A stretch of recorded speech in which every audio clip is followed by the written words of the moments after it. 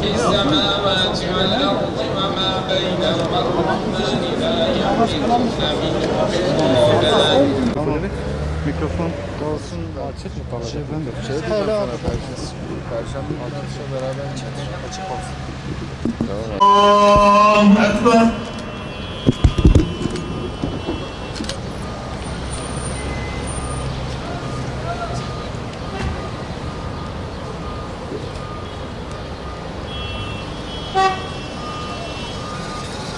Allahu Ekber.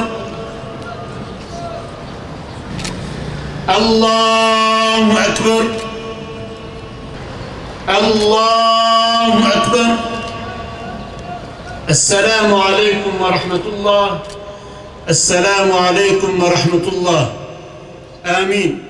Allah'ım İslam'a ve Müslümanlara yardım et. Allah'ım İslam'a ve Müslümanlara yardım et. Allah'ım Müslümanların birlik ve beraberlik olmalarını sağla.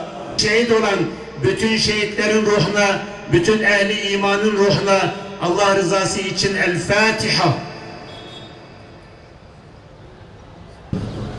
Kurdu direnişin üzerinden 6 yıl geçmesine rağmen Mısır zindanlarında şehit haberleri gelmeye devam ediyor.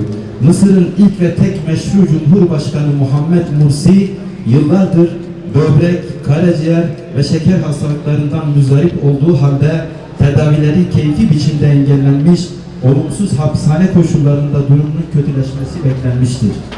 Günün 23 saatini tek başına hücre hapsinde geçiren Mursi, hayatının ciddi tehdit altında olduğunu daha birkaç ay önce bizzat kendisi mahkemeye açıklamıştı.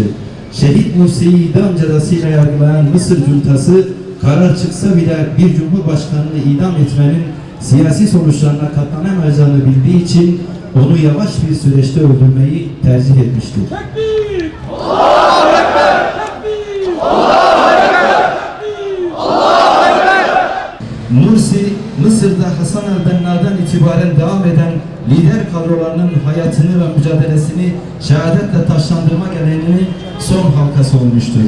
Mursi'nin şehadet haberini dünyaya büyük bir neşeyle bildiren juntanın dikkatlerden kaçırmaya çalıştığı gerçekler söz konusu cinayetin ardından daha net bir şekilde ortaya çıkmıştır. Ey Yusuf'u kuyularda, zindanlarda büyüten diyar! Ey Musa'yı zalim Firavun'un sarayında büyüten mekan! Ey Halit İstanbul'un memleketi! Bil ki zalim Firavunlar var oldukça Musa'lar, Yusuf'lar, Halitler, Biltaciler, Esmalar ve Muhammed Mursi'ler de var olacaktır. Değerli arkadaşlar, Allah hepinizden razı olsun. Rabbim şehidimizin şehadetini kabul etsin. Burada programımız bitmiştir.